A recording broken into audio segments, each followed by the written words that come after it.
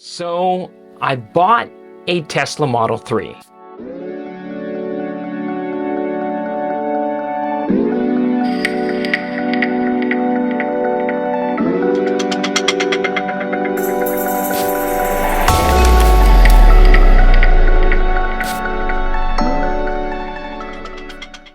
Hi everyone, this is the Elevator Project where we talk about a lot around tech, camera gear, and all the things. So yes, I bought a Tesla Model 3, and in this video, I'm going to discuss why I bought one in 2023 and maybe help validate why you should or shouldn't buy one. So to give you a brief history, during the pandemic and the skyrocketing prices of gas starting in 2019, my family really started to evaluate going hybrid or full electric to replace one of our two gas vehicles. Back in 2019, Teslas were either out of reach or had a really long wait list because everyone was thinking the same thing. But Tesla was an option. As we looked into different options to replace a full 100% gas car, believe it or not, the Toyota Prius Prime was on the top of our list, being a hybrid electric car. And the reason for that is to not completely rely on electric in case of long travels or if we just forget to charge the car. Second on the list was the Nissan Leaf, going 100% electric. Couple of things to think about when going 100% electric, and the Leaf as being our number one choice for full electric option was the range. Because we plan on keeping one gas vehicle, this car was going to be the daily driver, as at the time, both my wife and I were working from home. Both the Toyota and Nissan were great options in our opinion, because they were both stacked with technology, and most importantly, at the time, my thoughts were that both Toyota and Nissan were car companies first and tech companies second. Back in 2019, I would argue, and even today, that Tesla is a tech company first and a car company second. We see that in the purchasing process, which I will talk about later or in another video, and the way they are updating their 2024 vehicles in the future, now getting rid of the stalks from the steering wheel and to rely more on that digital display and just relying on a few physical buttons on the steering wheel. And the manufacturing defects when being delivered, for example, panel misalignments and paint color discrepancies from panel to panel. After test driving both cars, we ended up with the Nissan Leaf SL that gave us about 150 miles or roughly around 240 kilometers of range. Now, this was ideal during COVID and really a joy to drive as our first EV vehicle. And in some ways, I actually miss it, as it was small, easy to drive, easy to park. And why did we choose 100% electric if range was something we were worried about?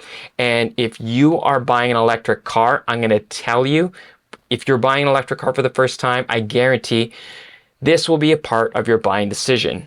Reviewing our area, there were more available charging stations than I first thought of that was all across town and our surrounding areas.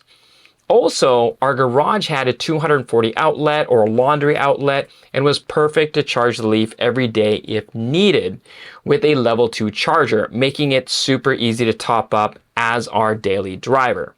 Okay, so why switch it up in 2023? Because we had a gas diesel SUV and a great daily driver, the Nissan Leaf. And honestly, it was working well up to the point we purchased the new Tesla Model 3. Now, if you reach this part of the video, I'm going to tell you right now, if you don't want to buy a Tesla, do not test drive one. Spoiler. Well, the world started to become somewhat normal, and my wife and I started to go back to the office. We were using both vehicles quite heavily for work, drop off and pick up for our kids for school and after school activities. The Leaf was solid. except for the times we had to drive out of town, which started to become once a week. Range anxiety started to really become a thing outside of the daily drive.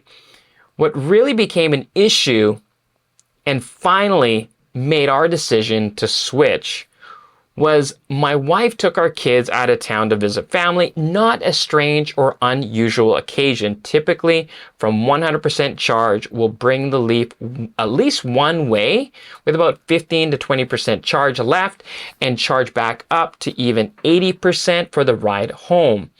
And we were good to go.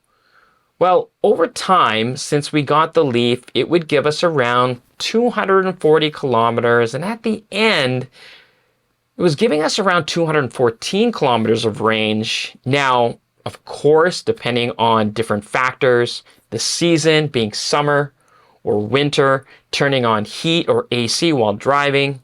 Now, how many people in the vehicle will also change the range capacity at any given time. Now, this particular trip, the normal charger my wife would use to recharge the Leaf out of town was out of order and then had to drive to another location, which was farther and took more time. To give you some context, my kids are 10 and 6, so still young and very impatient.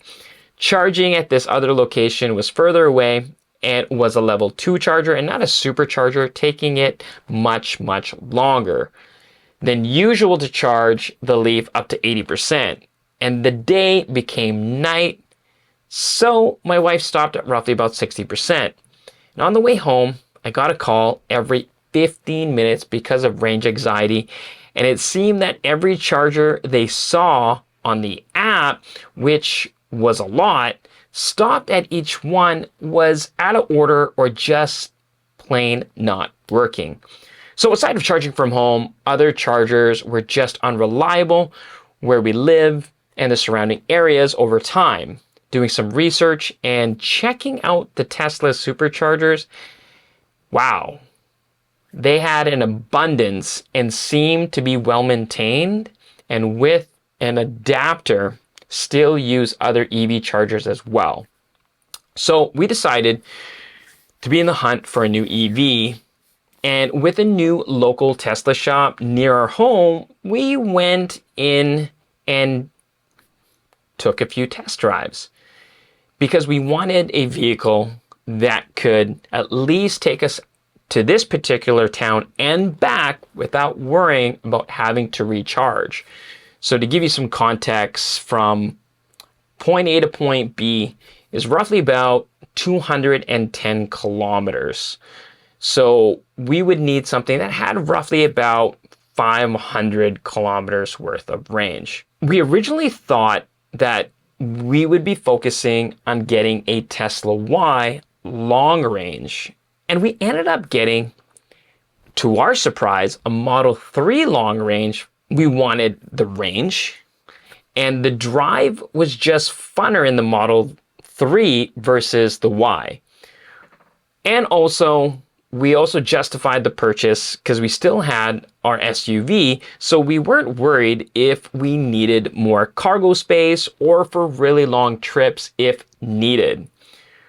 Really test drive the different Tesla models and the different ranges or trim to get a better feel.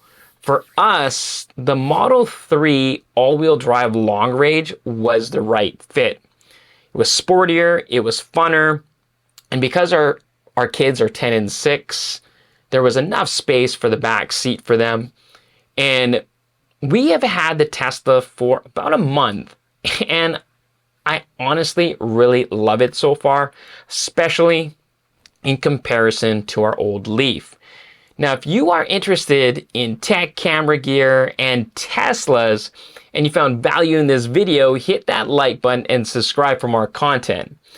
In the upcoming videos, I'm going to discuss the things I like and the things that at first don't make sense, but you do get used to, especially if you're used to a normal car.